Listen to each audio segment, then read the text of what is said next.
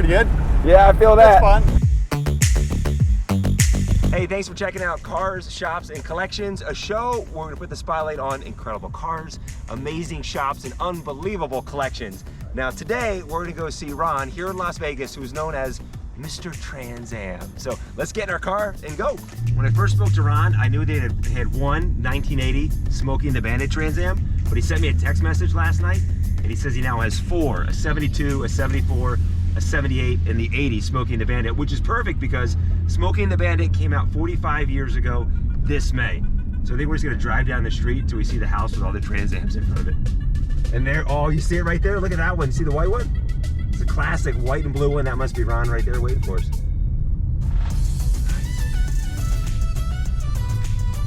Look at that setup. Oh my gosh. This is beautiful. This is perfect. What's the Trans Am? Yeah, you know it. Thanks for having us, man. Appreciate it. Yeah. You can tell your house by all the Trans Ams in the driveway. Yeah, you couldn't miss it, right? This is the perfect spot. Yeah. This is like great. the car. Thank you.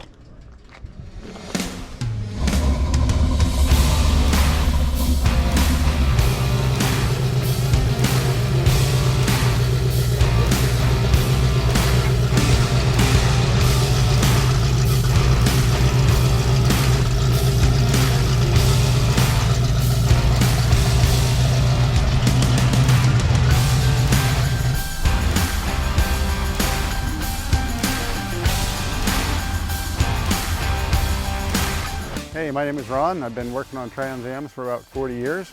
Just a big muscle car Trans Am enthusiast.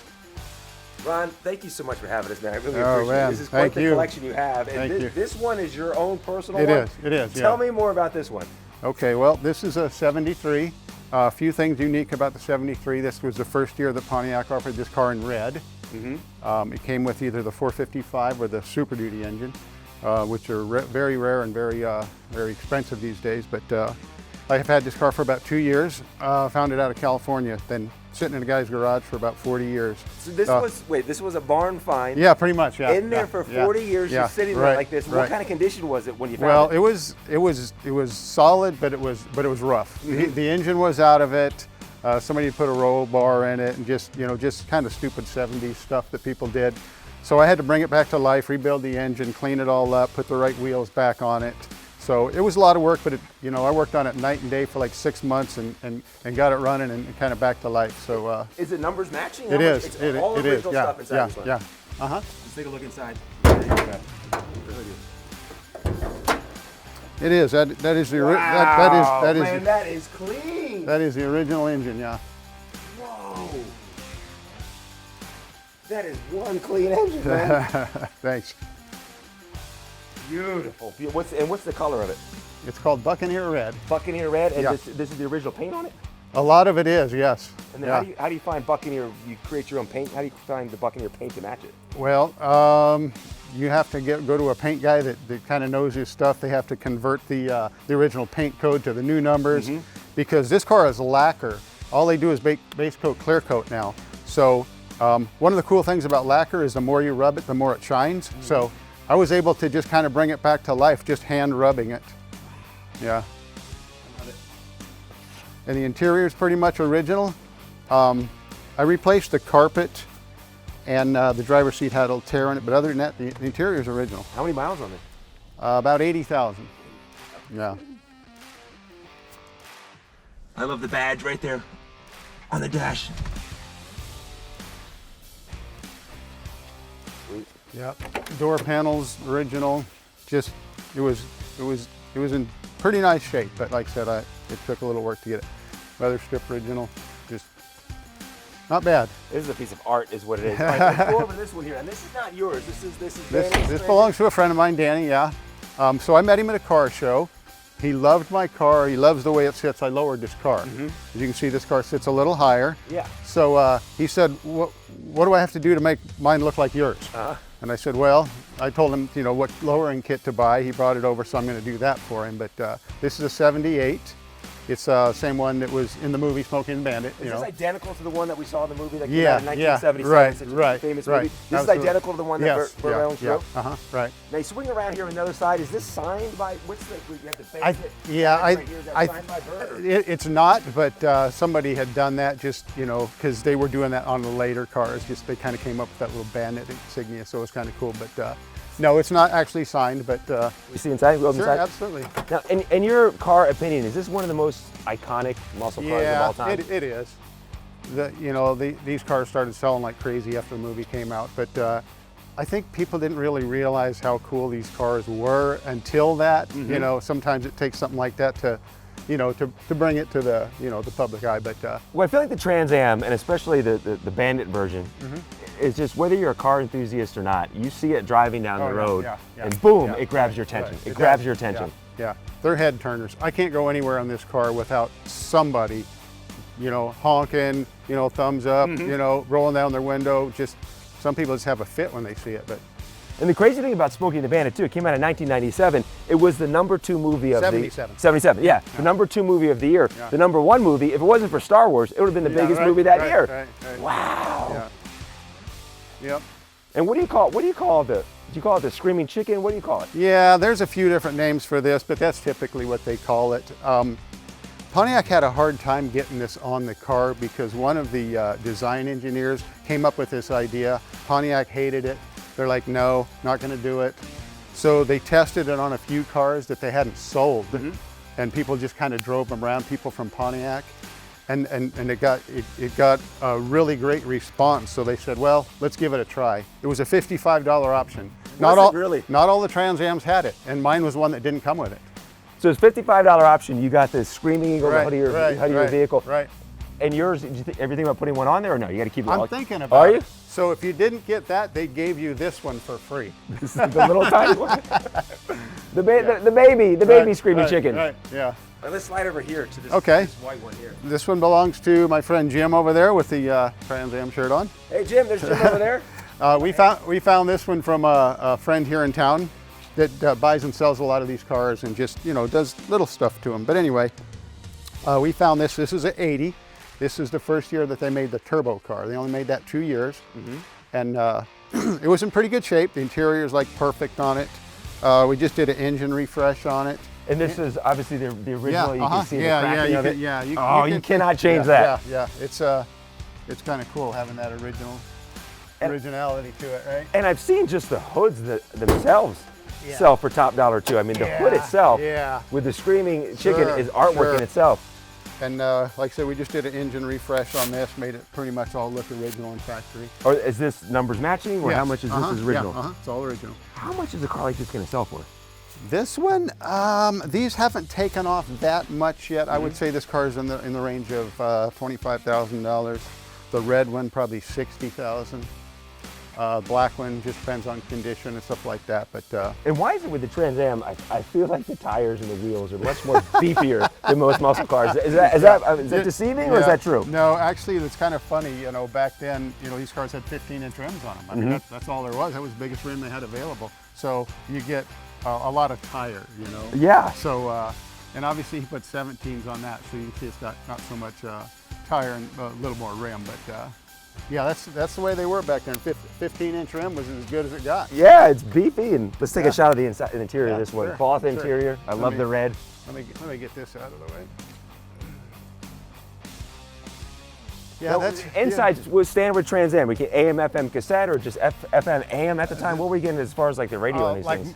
My car just came with an AM radio, but it was offered with the AM, FM 8-track, but mine didn't have it. They started putting cassettes in them in, what year did they start putting cassettes in them? 77, 78? Yeah. But this is the original interior in this one too. I love this. And then our last one over here, this white one here. And then our last one over here. Last but certainly not least, this is a 74. This belongs to my friend Jeff over here. This is one of the most sought after Trans Ams that there is because the Super Duty engine. Okay. You see where it says SD 455? Yeah. That was a factory race engine. it was a miracle that this car ever got into production with that engine in it, because there was so many emissions things going on back then, and nobody wanted performance. Everybody was looking for gas mileage, gas crunch going on, all this stuff. And it was literally a miracle that this engine ever happened. But they only put it in 2 years, 73 and 74. And like I said, this car is extremely rare. They only made 731 of these. We got one of them right here. The white and blue. Beautiful, isn't it? It's gorgeous. And that was the traditional kind of race colors for the Trans Am team back in the day? Yeah. And at what point did we see, because what I noticed about this one too, you've got the round headlights. Yeah. You eventually go to the square. Right. What year did we make the transition? 76 was the last round headlight Trans Am. 77 went to, like you see the black one, with the two rectangles. Okay, and then I don't know if you can answer this, but I heard a story once that the Trans Ams and Smokey and the Bandit, they were 76s with the 77 front end? That I don't know. There's a lot of rumors floating around about that. Yeah. But there actually was 176 in the movie if you look at it really close. Just a quick glimpse of it, but yeah. And this has the original engine in it as well. Gosh! Very, very, very nice. I know it's kind of hard to see in there, but yeah. These engines were very, very underrated horsepower-wise, but How fast is this one going? as far as when they tested these cars brand new, they would run low 14 about 100 miles an hour at 4,000 pounds, which doesn't sound like much today, but it was the fastest car made when it came out. Yeah, it was the best handling and fastest car made in America. I get chills when I look at these cars. Yeah. It's American history right here. It is. It really is. It really is. History. Absolutely, it is. You think about the Trans Am, Smokey and the Bandit, it's an iconic car, and then you get into the 80s with Knight Rider, and Knight Rider just carrying that whole Trans Am tradition through the 80s. Yeah, and those were what they call the third generation. The second gen is what all these are. 70 to 81 was the second generation. Before we go, we have to do a test drive. Okay, we can do that. Let's do it. Let's Let's go for a ride. I'd love to take you for a ride. All right, come on, let's go. Oh, listen to the sound of that. And all of this is original. Yes. Original radio. Yes. Yes. Lighter. Everything. The badge. Yep. Power steering. Yep. Power brakes. Yep. AC. No AC.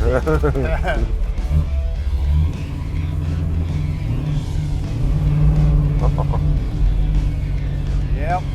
You just feel special riding in this. These cars are so much fun to drive. Like I said, you can't go anywhere in this car without somebody just.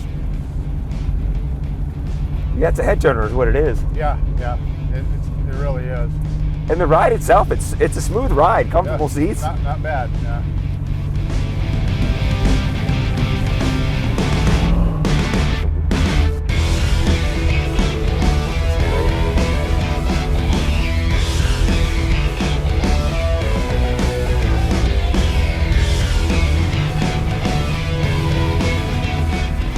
Hand wash only? Oh yeah. Never gets wet.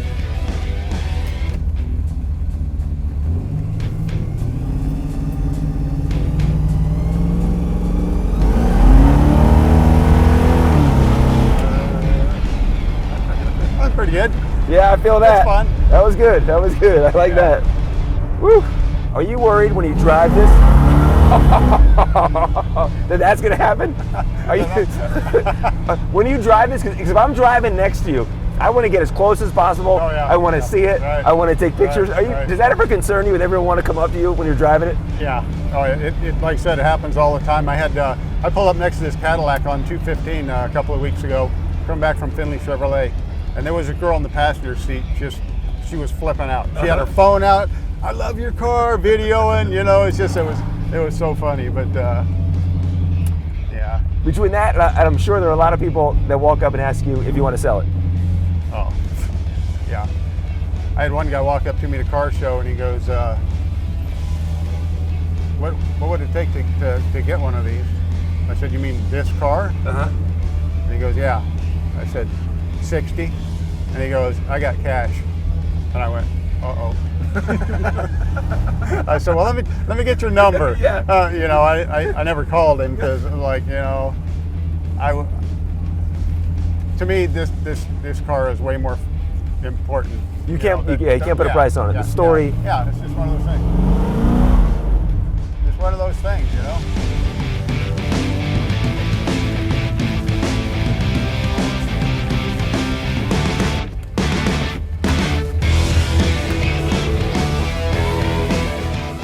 That is so nice.